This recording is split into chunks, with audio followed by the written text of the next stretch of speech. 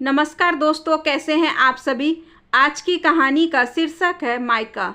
माँ के हाथों से कंघी लेते हुए सुजाता कुछ दम भरे स्वर में बोली, लाओ माँ, मैं तुम्हारे बाल बांध देती हूँ।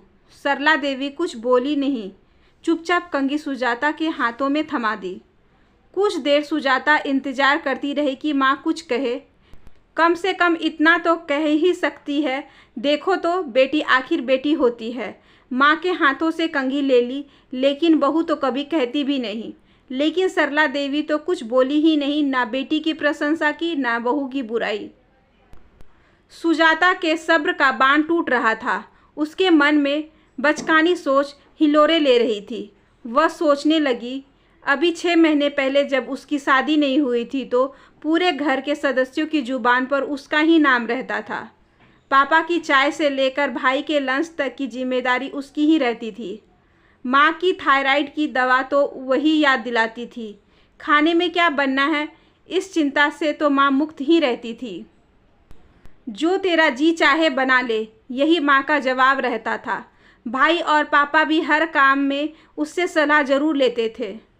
वह शादी करके ससुराल क्या गई और 2 महीने बाद ही भाई की शादी क्या हो गई, सारे मायने ही बदल गए।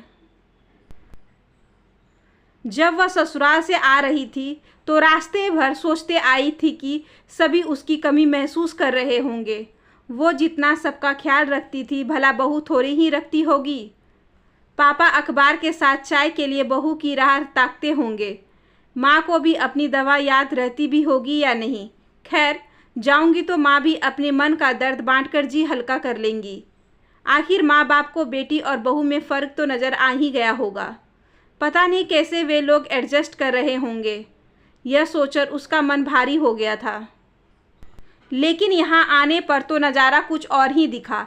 न पापा के चेहरे पर सिकन, न माँ के लबों पर बहू की शिकायतें, न ही भाई के दिलेर स्वभाव में कोई कमी। सबसे बड़ी बात, ना तो किसी ने उसकी कमी महसूस होने की बात कही और ना ही बहू की किसी अवगुणों की चर्चा। उसे यह सब बहुत नागवार गुजर रहा था। आखिर दुनिया कहती है बहू बहू होती है, बेटी बेटी होती है।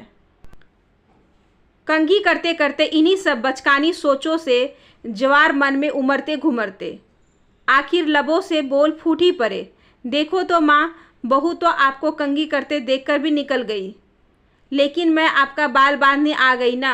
आखिर बेटी बेटी होती और बहू बहू होती है। सरला देवी उसके हाथों से कंघी लेते हुए बड़े ही सशक्त और दृढ़ स्वर में बोल, हाँ, तुम सच कह रही हो, बहू बहू होती है। जब मैं बीमार पड़ती हूँ तो माथे पर पट्टी रखने बहू ही आती है। दूध का गिलास लगकर मेरे सामने मेरी बहू ही खड़ी रहती है। तुम्हारे पापा और भाई की हर ज़रूरतों का ध्यान बहू ही रखती है।